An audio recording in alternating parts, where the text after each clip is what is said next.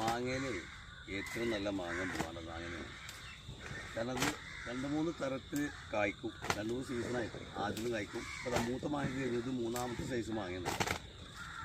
അച്ചാറിടാനും കറി വെക്കാനും പഴുപ്പിച്ചിട്ട് തിന്നാനും.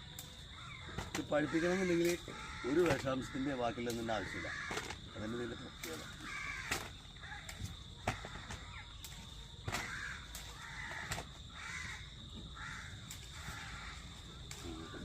മാവുകളൊക്കെ ഉണ്ട് കേട്ടോ. ഇത് വേറെ ഇടയ്ക്ക് ഓരോന്നൊക്കെ ഉണ്ട്. അതിനൊക്കെ നിറച്ച് കായ നിൽക്കുന്നുണ്ട്. സ്പെഷ്യൽ പൂന്തോട്ടാണ്.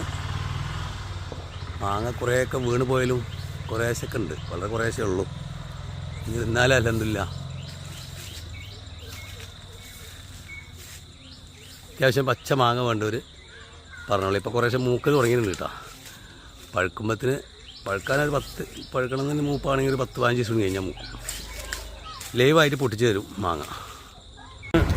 100 കിലോ കൊടുത്തു ഫ്രഷായിട്ടുള്ളത്.